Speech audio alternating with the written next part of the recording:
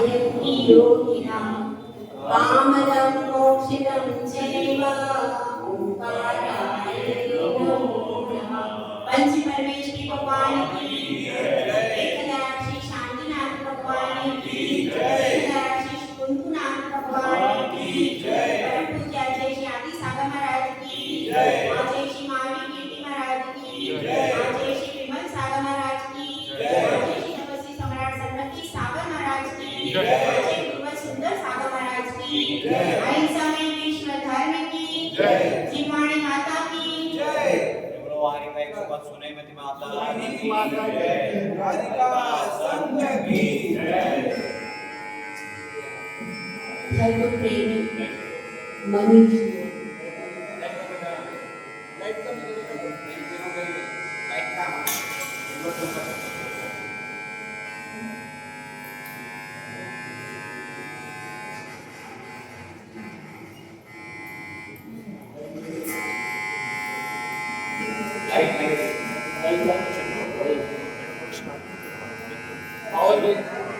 उसी के साथ दुख की विपत्ति की। मनुष्य पर्याय एक ऐसी है जिसमें दुख की विपत्ति भी आती है और सुख की संपत्ति भी आती है। त्रियंश तो 90% दुखी ही रहते हैं। त्रियंश कब सुखी होते हैं? जब किसी त्रियंश का पालन पोषण किसी बड़े अमीर के घर पर पालतू के रूप में हो जाए तो वह त्रियंश सुखी होता है। अन्यथा वे त्रियंश तो दिन भर धूप में भूख प्यास की वेदना से पीड़ित इधर उधर सड़क पर घूमते और वन प्रांगण में भी रहते हैं तो कभी भोजन मिलता है कभी भोजन नहीं मिलता। इस तरह से त्रियंश तो ज्यादातर दुखी ही रहते। लेकिन मनुष्य पर्याय में दोनों चीजें, सुख की संपत्ति भी है और दुख की विपत्ति भी है। धूप भी है तो छाया भी है। इस तरह से दोनों का कॉम्बिनेशन कहाँ है भाई? मनुष्य पर्याय। देवों में है तो वहां पर सुख की संपत्ति, जिसको विषय भोगों का सुख कहते, वह संपत्ति है कि नहीं? संपत्ति ही संपत्ति है, क्योंकि पहला सुख निरोगी काया, दूजा सुख घर में वो माया, तीजा सुख सुत आज्ञाकारी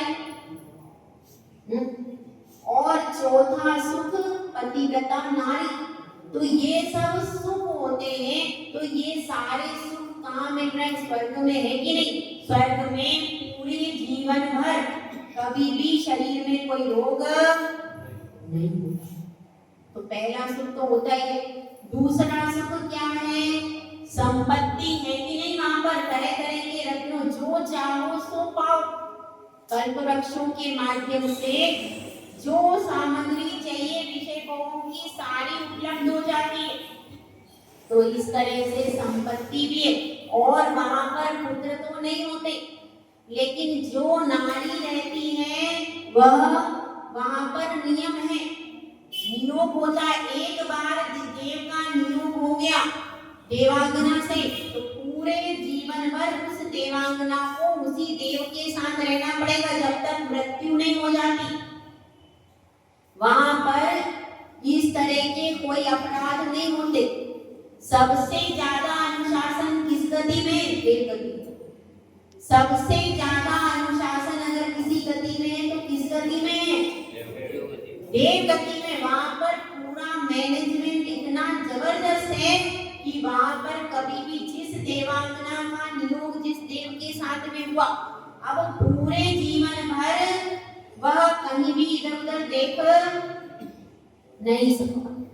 उसको उसी के साथ मन से जरूर वह किसी के रूप को देख करके मन में अतिचार लगा ले, लेकिन वहां पर इतने स्ट्रिक्ट है कि कोई भी कहीं भी किसी प्रकार का काया से कोई क्रिया नहीं हो सकती। तो सबसे ज्यादा क्यों?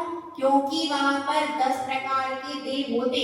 आपको मालूम है ना, तत्वा सूत्र में आपने पढ़ा, इंद्र, सामानिक, न्यायशीष, पारिषदात्म रक्ष, आत्मरक्ष, लोकपाल, अनीक और प्रकीर्णन। तो उसमें से लोकपाल जो देव होते हैं उनका काम है पुलिस का, वो पूरा मैनेजमेंट देखते कहाँ पर कोई गड़बड़ हो रही है कि नहीं हो रही, और स्वयं देव अपने आप में अनुशासित ही है।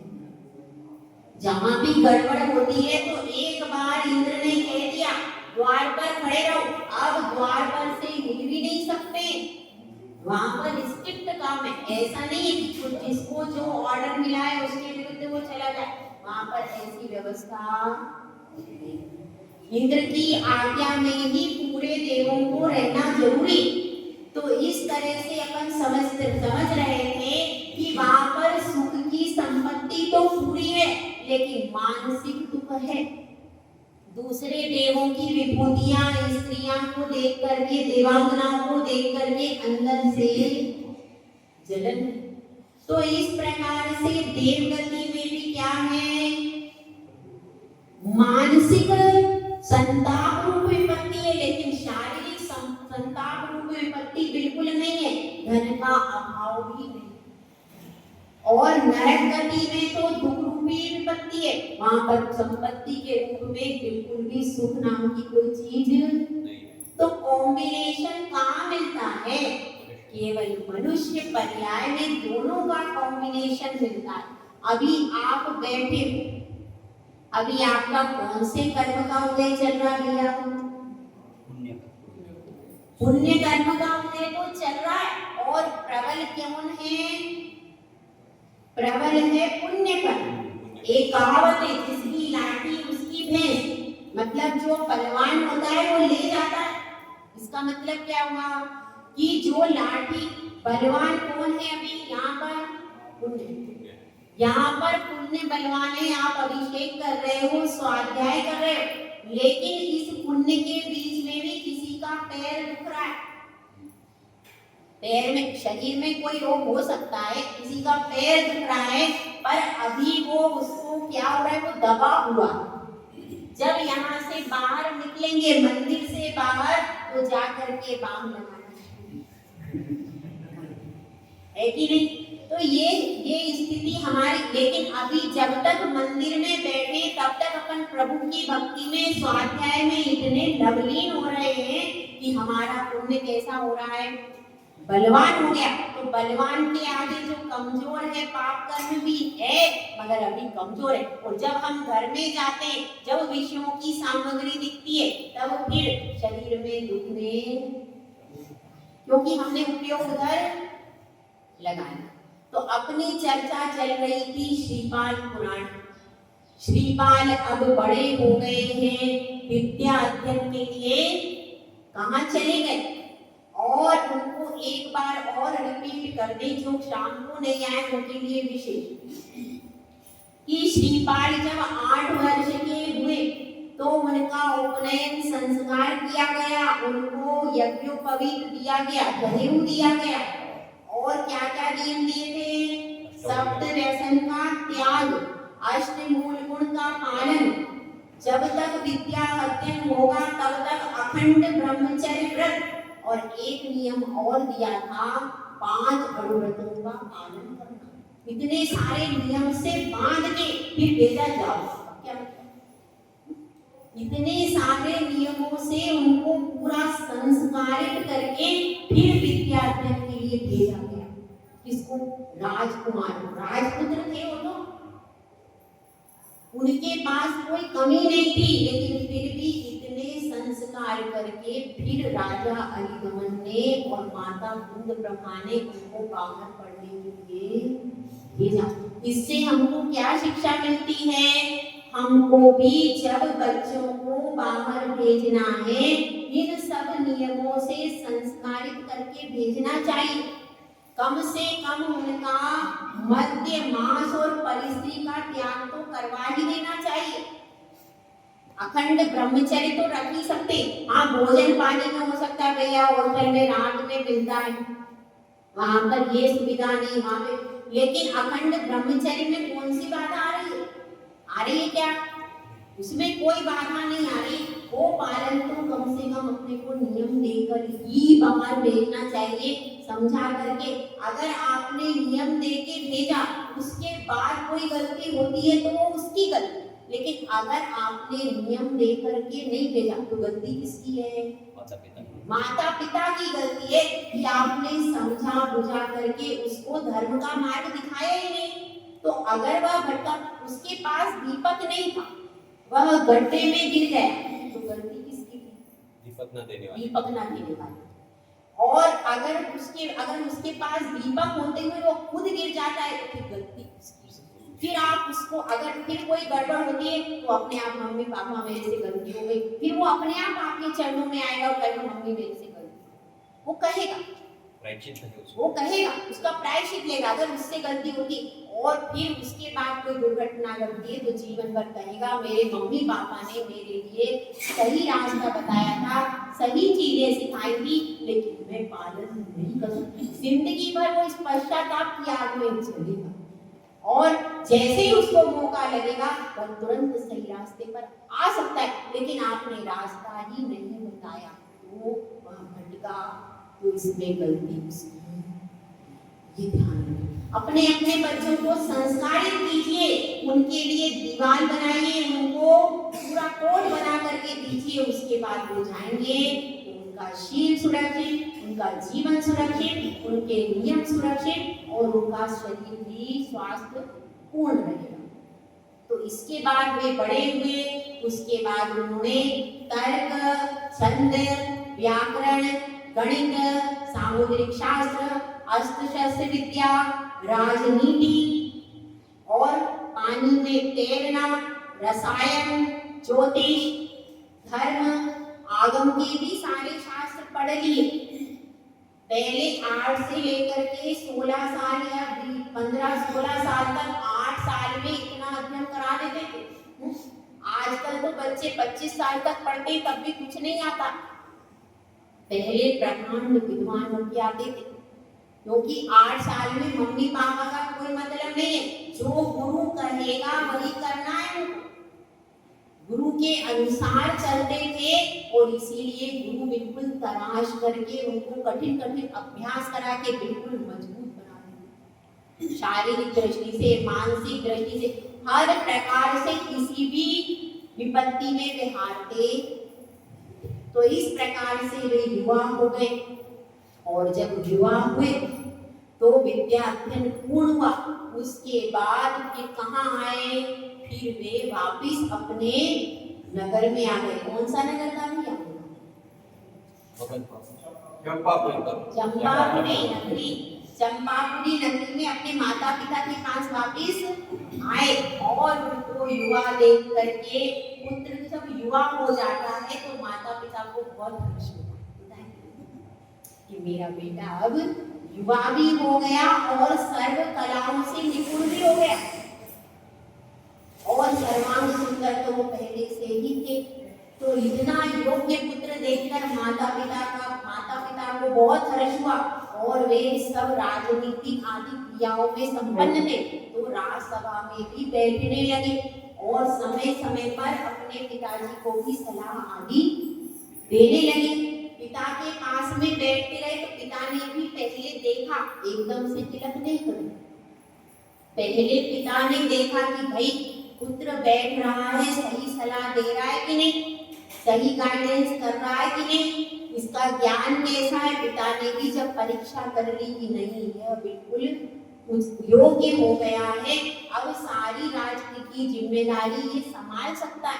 तो थोड़े दिन तो राज्यसभा में बैठे रहे पिता के सामने युवराज पद पर। उसके बाद पिता ने जब हर प्रकार से देख लिया तो राजा अरिदमन ने निर्णय लिया कि इनका राज तिलक कर दिया जाए। अब मैं वृद्ध हो गया हूँ, मैं धर्म ध्यान करना चाहता हूँ, एकांतवास करना चाहता हूँ, इसलिए क्योंकि राज्य सत्ता के साथ में धर्म ध्यान और एकांतवास नहीं हो सकता, इसलिए मैं धर्म ध्यान करूंगा और पुत्र को राज तिलक करूंगा।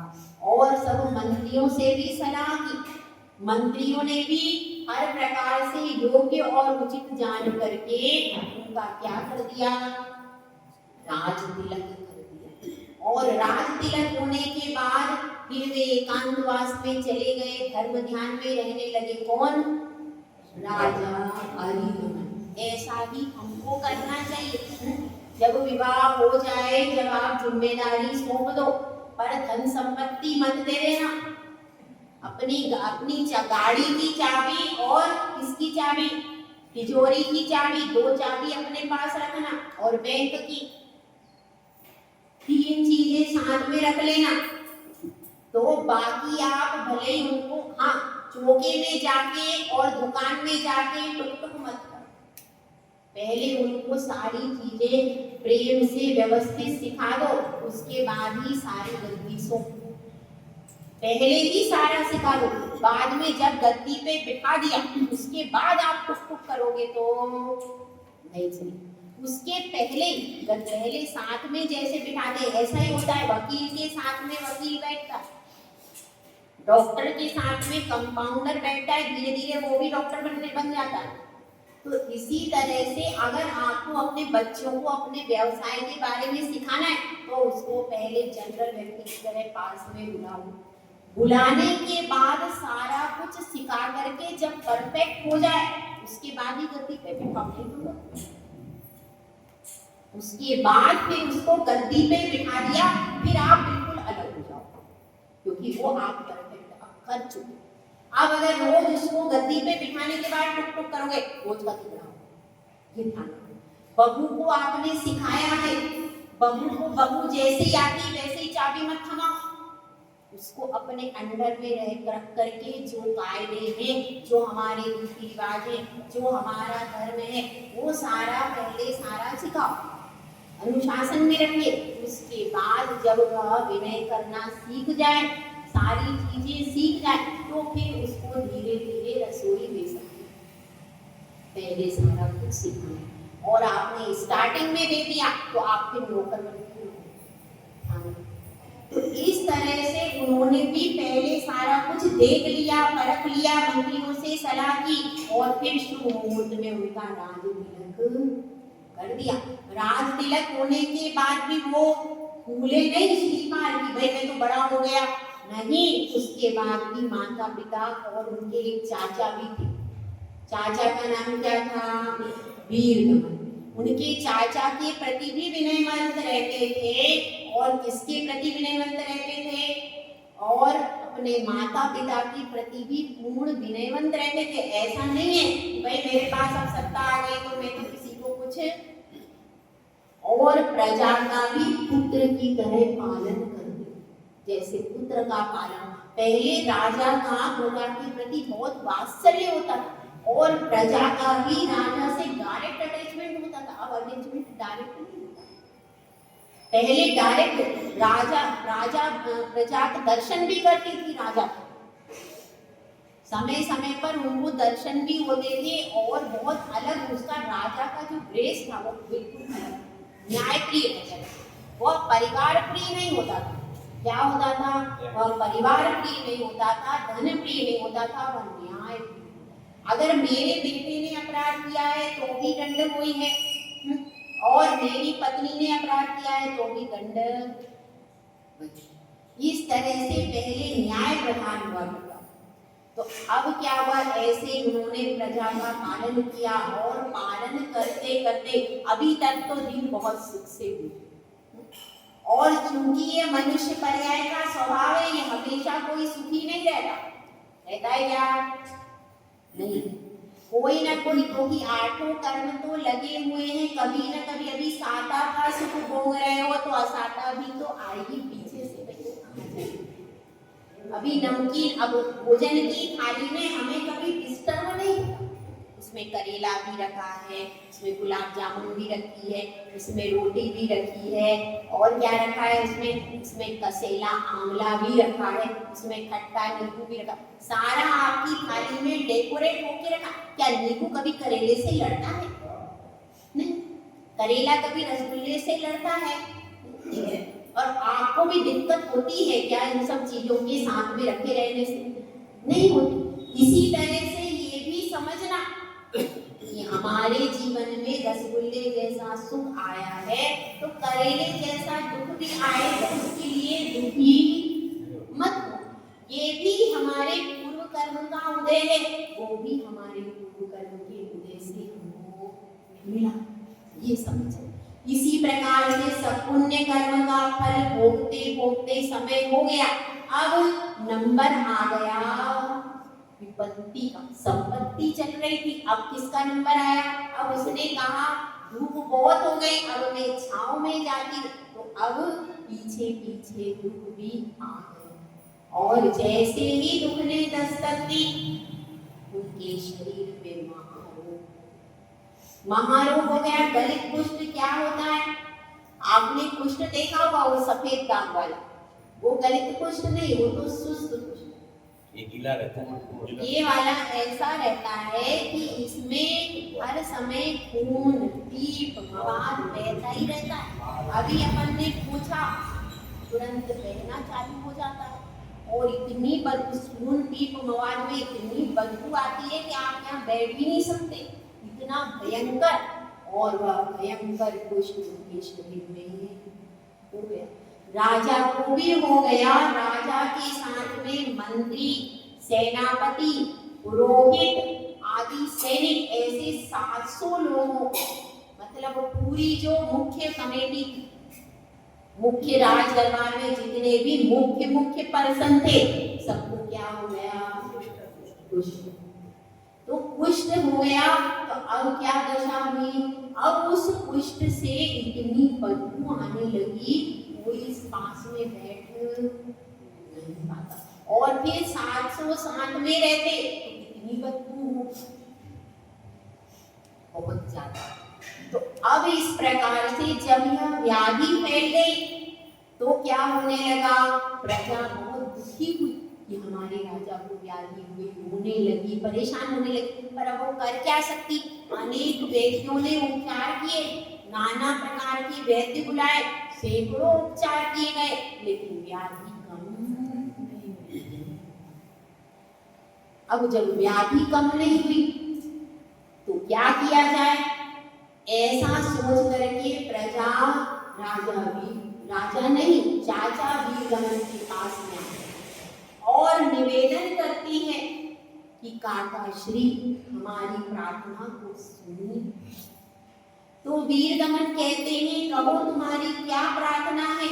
हमारी यह प्रार्थना है कि प्रजा धीरे धीरे नगरी छोड़ करके जा रही है, हो सकता है सारी नगरी खाली हो जाए, क्योंकि राजा के इस कष्ट को प्रजा सहन नहीं कर पाए, और यह जो बदबू आ रही है, उस दुर्गंध को भी प्रजा सहन करने में असमर्थ है।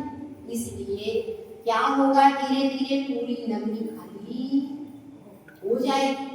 तो ऐसा सोच करके राजा वीरगमन क्या करते हैं? सोचते हैं कि क्या उपाय करूं, और वे कहते हैं कि आप चिंता मत कीजिए, मैं राजा के पास आपकी बात पहुंचा दूंगा। और वे श्रीपाल के पास भी जाते हैं। श्रीपाल के पास में बैठ करके विचार करते हैं, दोनों विचार करते हैं, और फिर काका वीरगमन से श्रीपाल कहते हैं कि हे काका श्री, आप बहुत मेरे से कैसे हैं, बड़े हैं, अनुभवी हैं, आप ही इसका कुछ उपाय बता दीजिए। तो काका वीरगमन कहते हैं कि इसका एक ही उपाय है, जब तक आपका रोग शांत नहीं होता, तब तक आप नगर के बाहर उद्यान में रहें। जब रोग शांत हो जाए तो अपना राज्य पालन करें, तब तक के लिए किसी विश्वसनीय व्यक्ति को राज्य दें।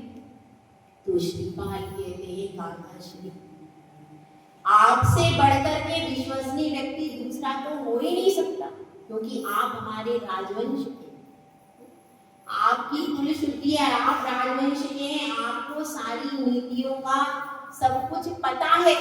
तो इसलिए मैं यह राज्य आपके ही हाथों में सौंप करके जाऊंगा, और जब बाद में मैं स्वस्थ हो जाऊंगा तो मैं अपना राज्य ले लूंगा।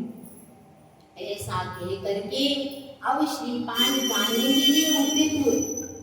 इस बीच में एक घटना और घटी, उस घटना को और सुन लीजिए। इस बीच में राजा अरिगमन का स्वर्गवास हो गया। राजा अरिदमन का स्वर्गवास होते ही सब शोकाकुल हुए। तो फिर उस समय श्रीपाल ने उनको धैर्य बता करके कहा, भले ही पिताश्री चले गए हैं, लेकिन मैं तो अभी जीवित हूँ, मैं आपका पालन करूंगा। लेकिन अब उस कुंद प्रभा के मन की कौन कहे, उसके संताप की कौन कहे। एक तरफ तो उसके स्वामी चले गए, दूसरी तरफ युवा पुत्र कहाँ जा रहा है, युवा पुत्र भी जा रहा। अब एक माँ के लिए दो ही सहारे होते, एक तो उनका स्वामी और दूसरा पुत्र। अब जब दोनों सहारे जा रहे हैं तो उसकी क्या हालत होगी। उसको बहुत ही संताप हो जब उसने जाना कि श्रीपाल नगर के बाहर जा रहे हैं। तो इतना जान करके उसके शोक का कोई पारावार नहीं था। सबसे ज्यादा आत्मज्ञान अगर कोई करता है तो स्त्रियां करती हैं। जरा सी कोई बात हुई तुरंत टक टक टक चालू हो जाता है। और सबसे ज्यादा रोदन पुरुष करते, जरा सी कोई प्रकरण है एकदम गुस्से में, हमसे बड़ा शेख को नहीं। तो रोद्र ध्यान ज्यादातर पुरुष ज्यादा करते और स्त्रियां आर्द्र ध्यान ज्यादा करते। भले ही बाहर से रो नहीं रही है, बेटा चला गया कहाँ पढ़ने चांदगढ़ में, और सोचती रहती वहाँ कैसे रहता होगा, वहाँ कैसे खाता होगा, कब आएगा, उसी की चिंता में रात दिन घुसती रहती। और अगर वो आ जाएगा तब देखो कि कौन से पकवान कब बनते हैं पता नहीं है कि नहीं। वो एक दिन को आता है और वो बेटी फिर कहती है क्यों हमारे लिए तो तुम कुछ बनाती नहीं, एक दिन को आता है और सब खा के जाता है, ऐसा क्यों है। माता पुत्र के प्रति कुछ विशेष ही इसमें।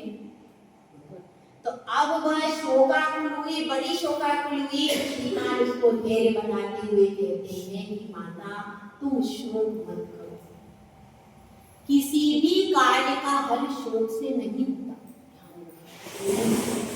कोई भी कार्य आपको करना है तो किसी भी कार्य का हल कभी भी रोने धोने से नहीं होता। होता है क्या, रोने से कभी भी कर्मों की निर्जना नहीं होती, अपितु कर्मों का बहुत ज्यादा बंध होता है।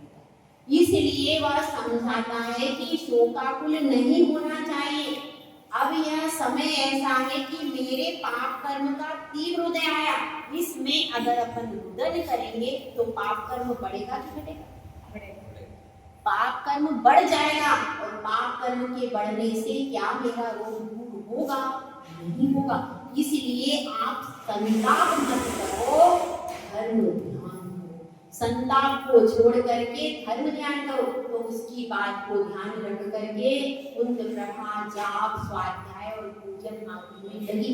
ऐसा ही हमको भी करना चाहिए। कदाचित हमारे लिए भी इष्ट वियोग हो जाए, होता ही है जीवन में, कभी भी इष्ट का वियोग हो जाए, अनिष्ट संयोग हो जाए, तो क्या करना चाहिए, धर्म ध्यान बढ़ा देना चाहिए। धर्म ध्यान को बढ़ा देने से वह अनिष्ट संयोग दूर हो जाता है और इष्टों का संयोग हो जाता है। ऐसा ध्यान में रखना।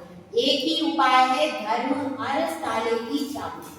तो इस तरह से वह कुंद प्रभा धीरे धीरे धर्म ध्यान में रहने लगी और ये 700 सुबटों के साथ में आगे निकल गए।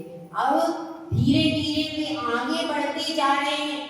आगे बढ़ते बढ़ते एक सुबट, सुबट मतलब वीर। उसमें देखिए मंत्री भी है, सेनापति भी है, पुरोहित भी, मतलब जो मुख्य होती है ना, हमें भी 8, 10, 15 लोगों की, और सभासद भी। जो मुख्य व्यक्ति हैं वो सारे मुख्य सारे व्यक्तियों को हो गए। और मगर वो फिर भी राजा की सेवा करते हैं। कोई पंखा चलता है, कोई कुछ करता है, सब राजा के पास रहते हैं। राजा के प्रति उन्होंने सेवा नहीं छोड़ी। तो इस तरह से अब यह पूरा परिकर धीरे धीरे आगे जा रहा है। आगे जाते जाते वह उज्जैनी नगरी पहुंचा। चंपापुरी से उज्जैनी कितनी दूर है, ये आ गया आपका चंपापुरी। कहाँ आ गया, बिहार में। उज्जैनी कहाँ आ गया, मध्य प्रदेश में। उज्जैन नगरी जो वहां पर उज्जैनी नगरी में बहुत सारी चीजें हुई हैं। एक तो सिद्ध चक्र मंडल विधान द्वारा 700 कोड़ियों को पुष्ट दूर हुआ। दूसरा अतिशय, उज्जैनी नगरी में ही जो महाकाल है वो शमशान था पहले, वहां पर रुद्र ने, सात्यकी पुत्र रुद्र ने वहां पर भयंकर उपसर्ग किया। किस पर? महावीर भगवान पर। ठीक है, तो ये कहाँ हुआ है? यह भी उज्जैनी नगरी में हुआ है। और श्री कृष्ण का शिक्षण भी उज्जैनी नगरी में हुआ है, सांदीपनि आश्रम। तो इस तरह उज्जैनी नगरी का नाम अब भी थोड़ा सा ही चेंज हुआ है, अब भी पूर्ववत ही है। तो ऐसी उस गौरवशाली उज्जैनी नगरी के बाहर उद्यान में वो आकर के ठहरे और उसके बाद एक विशेष घटना घटती। उस विशेष घटना के लिए अपन थोड़ा सा कहाँ चलते हैं? थोड़ा सा उज्जैनी नगरी के अंदर चलते हैं। अब उस उज्जैनी नगरी में राजा प्रजापाल राज्य करता। उस राजा प्रजापाल की रानी का नाम था निपुण सुंदरी और वह बहुत प्रजावत्सल राजा था। उसकी 2 पुत्रियां ही थी। बड़ी पुत्री का नाम था सुर सुंदरी और छोटी पुत्री का नाम क्या था? नैना सुंदरी भी आता है। और आचार्य सकल कीर्ति महाराज का जो श्रीपाल चरित्र, अभी हमने उसका भी अध्ययन किया है, 2 पुराण पढ़ रहे हैं, उसमें मदन सुंदरी नाम भी आता है। तो उसके 2 नाम कौन कौन से? एक नैना सुंदरी और एक मदन सुंदरी। और राजा पहुपाल भी नाम आता है। राजा पहुपाल भी आता है उनके पिता का नाम, और राजा प्रजापाल भी आता है। प्रजापाल किसमें आता है? आचार्य सकल कीर्ति विचित्र जो श्रीपाल चरित्र है उसमें नाम क्या आता है? प्रजापाल। और अपने ये पुराण में क्या आएगा? पहुपाल, पहुपाल या पहुपाल। तो इस तरह से वह दोनों पुत्रियां थी, बहुत सुंदर थी और यौवन संपन्न थी। 8 वर्ष की अवस्था में उनको नियम आदि देकर के उन्होंने पढ़ने के लिए भेजा। तो सुर सुंदरी ने क्या कहा? मैं तो शेर गुरु के पास पढ़ना चाहती हूँ। अब जब नैना सुंदरी से पूछा गया तो उसने क्या कहा? मैं तो आरिका माता जी के पास में जाकर के पढ़ना चाहती हूँ। तो एक को आरिका माता जी के पास में भेजा गया, किसको? नैना सुंदरी को। दूसरी को भेज दिया शेर गुरु के पास। अब कालांतर में दोनों युवा होकर के आती हैं।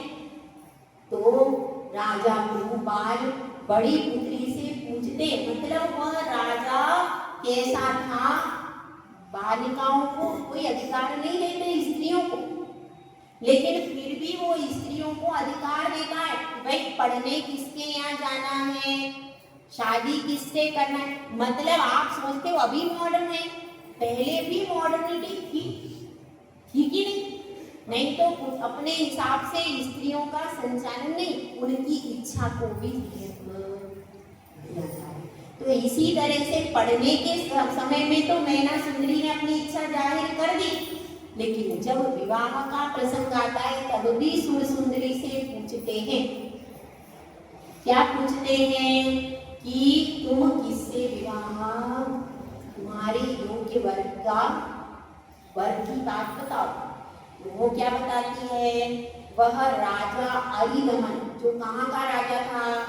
किसी दूसरे देश का, चंपापुरी वाला नहीं, दूसरे देश का राजा था अरिदमन। उसके साथ में विवाह के लिए स्वीकृत कर दिया। और जैसे ही वह विवाह की स्वीकृति देती है, बहुत प्रसन्न होते हैं प्रजापाल कि मेरी पुत्री ने चयन किया है, और उसको चयन करके उसके साथ में विवाह विधिवत कर दिया। अब फिर यही प्रसंग नैना सुंदरी के सामने भी उपस्थित हो जाता है। एक दिन वह जिनालय से अभिषेक करके गंधोदक लेकर के अपने पिताश्री के पास में आती है और पिताश्री को गंधोदक देते समय कहती है कि यह क्या है? यह अभिषेक का जल है, गंधोदक है। यह प्रतिमा की अभिषेक का गंधोदक है। इसको लगाने से सारे रोग दूर हो जाते हैं और क्या होता है, पुण्य का अर्जन होता है। इस तरह से पहले गंधोदक का महत्व बताती और फिर वह राजा उसको अपने मस्तक पर धरता है। इससे क्या पता चलता है कि राजा जैन, अगर राजा जैन होते तो दोनों पुत्रियों को आर्का के पास में ही भेजते। उन्होंने शैव गुरु के पास भेजना स्वीकार किया क्योंकि वह जैन धर्म को सर्वोत्कृष्ट नहीं जानते। तो इसलिए राजा प्रजा कान जेल नहीं, या फिर वह राज्य व्यवस्था के हिसाब से कहीं दूसरे से प्रभावित हो। तो इस प्रकार से वे मैना सुंदरी को देखते हैं कि पुत्री पूर्ण यौवनवती है, पूर्ण सौंदर्य की धारी है, लेकिन इसमें अभी तक कोई विकार युक्त चेष्टा नहीं है, अत्यंत शांत है, सौम्य है। इस प्रकार से उसको देख करके फिर वे प्रश्न करते हैं उससे कि हे पुत्री, हमने शुभ सुंदरी का विवाह उसकी इच्छानुसार कर दिया, अब हम यह चाहते हैं तुम्हारा भी विवाह इच्छानुसार हो जाए। तो इसको सुन करके मैना सुंदरी अपनी पलकों को नीची करेगी, क्योंकि उसको क्या सिखाया गया था, राजमार्ग यही है, कुलीन कन्याएं कभी वर की याचना नहीं करती। उसको यह शिक्षा दी गई कि माता पिता जो भी वर आपके लिए चुनेंगे उसी वर से विवाह करना है, ये उसको संस्कार दिए गए। और सुंदरी को क्या संस्कार दिए, अपनी इच्छा से करना।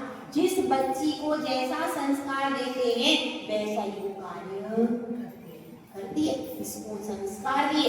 फिर जब पिता ने बार बार पूछा तो वह कहती है, क्या कहती है, जो कुलीन कन्याएं होती हैं वे माता पिता जो भी वर उनके लिए निश्चित करते हैं उसी वर के साथ अपना जीवन यापन करते हैं, कभी भी वर की याचना नहीं करती है। तो इसलिए तो पिता ने प्रश्न किया, उसका उत्तर क्या होना चाहिए था। जब बड़े लोग प्रश्न करते हैं तो उसमें तर्क वितर्क अगर कोई करे तो उनको अच्छा नहीं लगता। तो इसीलिए क्या हो गया, इसीलिए उनको उसका उत्तर पसंद नहीं आया और कह दिया क्या, जो मेरे भाग्य में होगा वह मुझे मिल जाए। अब जब उन्होंने भाग्य को बलवान देखा तो क्या सोचने लगे राजा कि अरे मैंने इसका पालन पोषण किया, मैंने इसको शिक्षण दिया, सब राज्य की सुविधाएं आज तुम भोग रही हो, ये किसकी वजह से भोग रहे हो। तो मैना सुंदरी कहती है, पिताश्री यह मेरे पूर्व कर्म का पुण्य है, इससे मैं आपके घर आपके महल में आई, इससे मेरा यहाँ पालन पोषण हो रहा है, सब पूर्व कर्म प्रबल पुण्य कर्म के उदय से है। तो राजा इस सिद्धांत को समझता नहीं था, उसके अंदर मान कषाय जागृत हो गई और मान कषाय जागृत होने के कारण उन्होंने अपने मन में विचार किया कि इस पुत्री को अपने भाग्य का, अपने कर्म का बहुत गर्व है कि कर्म ही सब कुछ करता है, भाग्य ही सब कुछ करता है, इसको बहुत ज्यादा गर्व है। तो इसके अभिमान को मुझे तोड़ देना। जब ज्यादा बहस होती है तो मंत्रीगण समझाते, राजन यह तो अल्पवयस्क तुम्हारी पुत्री है, परिवार में विवाद करने से कभी भी फायदा नहीं होता। एक बात बता, अपने परिवार में विवाद कभी नहीं करना। बाहर आपने विवाद किया तो आप सक्सेस हो गए तो अच्छा है, लेकिन अगर घर में आप हार भी गए तो आपकी जीत है, क्योंकि सामने वाला आपके पास तो बैठा है। समझ में आई बात। घर में अगर आपने बहस की और आपका भाई आपसे दूर चला गया तो कोई फायदा नहीं। अगर आप थोड़ा सा दब भी गए तो आप जीते हो, आप आगे आपका परिवार बढ़ा। तो यही बात मंत्रीगण समझाते, राजन यह आप आपकी 16 वर्षीय बालिका है, ये तो अभी बालिका है, इस बालिका से वाद विवाद करने से क्या लाभ है? तो इसलिए आप किसी भी प्रकार से संताप मत कीजिए। यह सब मंत्रीगण उसको समझाते हैं, मगर राजा के दिमाग में कुछ और ही चल रहा था। अब मंत्रीगण क्या समझाते हैं और राजा क्या करता है, इसको कल देखेंगे। जय राज्य सुंदर सा महाराज की जय।